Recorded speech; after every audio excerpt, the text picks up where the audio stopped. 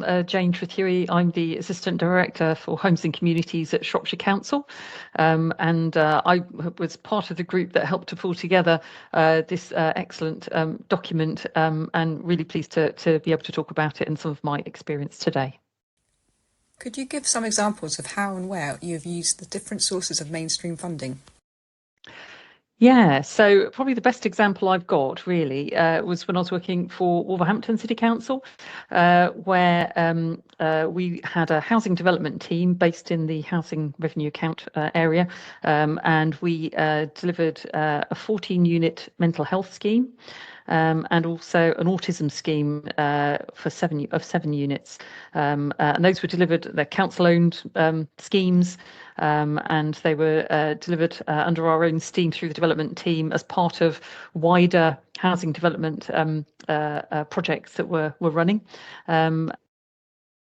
And it was a really good experience. Some of it got concluded after my departure from Wolverhampton. Obviously, I'm at Shropshire now, but certainly I was involved in how these got developed, how they got scoped, how we worked through the funding for them, how we chose the locations for them and decided, what was the right thing to deliver, and that liaison with our colleagues in social care, which is absolutely critical to it.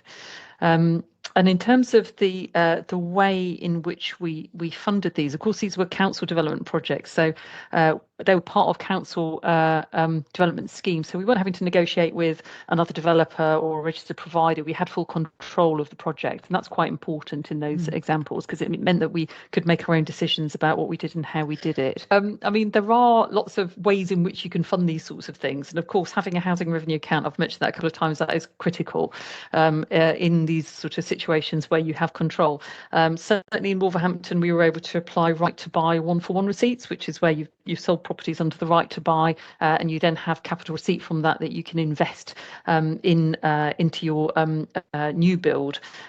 The rules around that have been changing, but where you have those receipts available to you as a local authority, it's also critical to get them spent within a certain deadline, so that you don't lose them back to Treasury. So that was something that we made a lot of use of at Wolverhampton for this sort of scheme, which was really important. We also used Homes England Affordable Housing Programme funding, and where it's possible to do that, that's really helpful, and they can actually uplift the grant rate per unit if you can evidence the specialist needs of a scheme. So as an example, in the autism scheme, it became evident there was a need for things like more space in each unit so that you allowed support staff to work with the individual. And we also realised that we needed better soundproofing for the units for more privacy and to stop disrupting neighbours, more car parking, that sort of thing. So you can actually get a bit of extra grant per unit when you can evidence that sort of thing. Could you tell us how you use Section 106? Yeah, so Section 106, when that is available to you as a local authority in the form of commuted sums, that's where you can apply it directly to schemes. So the only issue with that is that you can't use it alongside Homes England grant funding. It's one or the other, really. So what you have to do in that situation is decide what's the best bang for your buck, really. If you think you're going to be able to access more grant funding on a scheme than you could in applying your Section 106 commuted sum, then go for that. If you're not sure that you'll get enough through Homes England funding, Affordable Housing Programme funding, then you may be able to sort of stretch your commuted sums more because you know that, as a local authority, you're in control of the application of that Section 106 funding. So you may be able to expand the amount that you can put into a scheme to make it work, and that's really important too. In the instance of Wolverhampton, just to finish off on them, we also had housing revenue account capital that we could call on. So that's actually then your own money. You're borrowing your housing revenue account, and you're able to put that in to see a scheme delivered, and that's the other aspect that we could put in as a local authority. When you say you're borrowing against your HRA, is that from the Public Works Loan Board? that's where local authorities go to for their money, basically, is the Public Works Loans Board. But in terms of HRA, you are able to borrow. You can do what's called prudential borrowing, and it's really for each local authority to decide, does that make sense for you? Does this meet your needs? And we were really clear in the Wolverhampton instance, and it's something that we're looking at as well now in Shropshire, that we have significant costs associated with our social care side. And this is something that's happening across the country now. It's well known. And so finding opportunities and developing opportunities where you can actually put something in place to meet those needs within your own asset base, rather than going out and having to buy in those services or place people sometimes out of county, out of your local authority area, really expensively. This can be a much better value solution. Could you tell me how you worked with your colleagues in adult social care to evidence the demand for housing and support, so you could make the case to get mainstream capital funding? Social care have real expertise, knowledge, skills that I certainly don't have around dealing with people in all kinds of circumstances who are in need of support and in need of care. But typically they are dealing with them in the moment when they present themselves for that kind of support. And what we've tended to find, I found it in Wolverhampton, I've also found it working Birmingham and again in Shropshire, that typically what they find more difficult to do is to forecast what that need will be in future, and to look at the trends and to do that analysis. And typically that's what we're looking for when we're kind of thinking about a new build development, because it's something that we always have to sort of work with colleagues in social care around appreciating that. So I think what was really critical was actually identifying colleagues in social care teams who are expressing concerns about what they've got available to them, and can kind of click with you in terms of that kind of the need to look at the demographics, the need to look at the trends. And even if they can't absolutely evidence things, if you know from their advice that you've got a certain cohort of people who are, for example, in out of county care homes or in other sorts of settings that aren't working, that this has been an issue for a little while, hoping for some perfect database of information that somebody will somehow produce for you, because my experience is that doesn't tend to happen.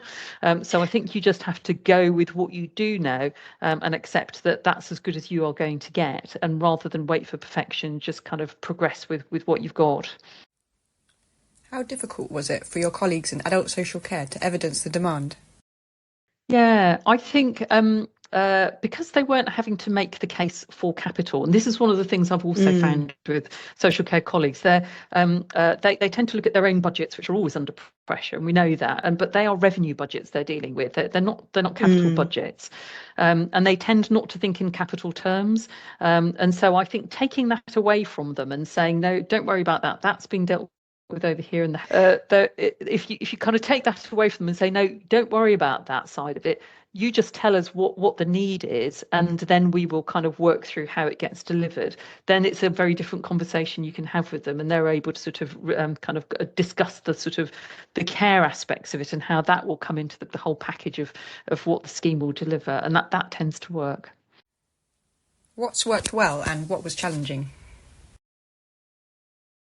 Yeah, so I think what worked really well in Wolverhampton was two things, probably. Having when you're kind of developing something in the social care context, what was really important was to maintain a relationship with social care colleagues. That was a bit of learning that we kind of got along the way. The other thing that I've sort of touched on is around housing benefits. It's not only the capital to build the scheme that we need to worry about, it's the revenue to operate it that we need to worry about.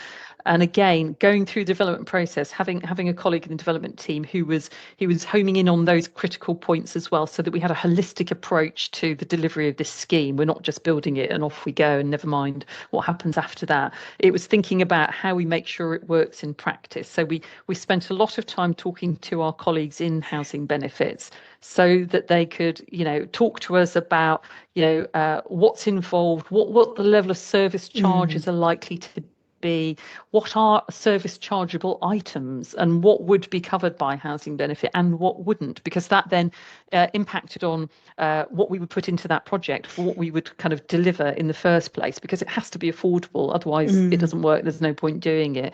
And that was something that we were really keen to get right from the outset, and that was a critical part of our learning going through it. So that was really important. I think the other thing that was critical was working with colleagues in social care early on and having contacts there who really understand what we are trying to achieve, and they can be sounding boards. So as you're running through the process, you're checking back in with them constantly on critical decisions, so that you don't find yourself at the end of 2 or 3 years and say, ta-da, we've just built a block, and then they say, oh, hang on a minute, our ideas changed halfway through and this is no longer what we want. So we were quite just to mention as well, we were quite conscious that in Wolverhampton they'd had experience previously of developing things for social care needs, and then finding at the end of the scheme that delivery of the scheme that social care colleagues' ideas had moved on. So we were quite clear when specifying the scheme and designing it that it was something that could be changed. Did you have to justify the additional capital funding required for housing with support schemes to your general needs colleagues? It was interesting. So I think there was a lot of conversation at a senior level about it. But what I tended to find was that if we talked at a very senior strategic level about it, there wasn't necessarily an appreciation of what was involved in delivery. Were there any schemes that were viable, but because of your specialist work made the mainstream funding hard to use? I mean, that does happen, and we've got an example at the moment in Shropshire that we're still trying to work our way through, where we are really keen to have a cohort of individuals brought into some more kind of independent living scenario and out of care settings, but they have specifically very high needs, and we're trying to get them in a very particular location. And I think it was something that was being looked at under a general fund capital lens initially. We can potentially bring in to make things work. So it can be difficult, but I think that probably the other thing to sort of pick up on with the Wolverhampton examples is both of those, learning difficulties and the mental health scheme, were delivered as part of a bigger housing development project. So the mental health scheme was a block of 14 units, but it was in the midst of a 120 unit housing development scheme that was being brought forward. So there were economies of scale associated with that. You're going out for a contract for 120 units, not for 14 units. And so there are ways of kind of giving yourself better value in the delivery of your projects as well, if you try and think about it in those terms. And I think in that context as well, we were quite keen on the idea that we weren't building something that would be sort of standing on its own and a bit sort of isolated or very visible somehow in the community. It was actually wrapped up in a wider development, and so kind of blends into the background very naturally, and that was seen as a benefit as well. Colleagues in adult social care think that because it takes a long time to make these housing developments, they prefer to use lease models with private equity. So what do you think of the methods of funding available as opposed to the lease model? So yeah, the lease model is sort of well understood, isn't it? And this is used quite a lot, but I really don't think it's very good value when you look at it ultimately, because you haven't got control over the asset. You are relying on other parties to deliver it for you. Sometimes, those are absolutely excellent partners and do a great job, but not always. Sometimes these are not organisations that are registered with the Homes England, for example. You don't have that added level of kind of comfort and confidence in terms of what you're getting in terms of the asset and its management and the sort of tenancy management aspects of it as well. And then you haven't got that flexibility over its use either. So that kind of concept of pushing and pulling it around according to your changing needs, and you just you know what you've got, you can afford it, and it will continue for as long as you want it to. Whereas I think the lease scenario, in my experience, it's typically entered into as well by colleagues on the social care side who perhaps are not so asset focused, because they're focused very much on the individual and their immediate needs. And so sometimes I fear that they may be overlooking some of the other issues associated with the properties and the management of the properties that ideally you should kind of have a good control over and good insight into.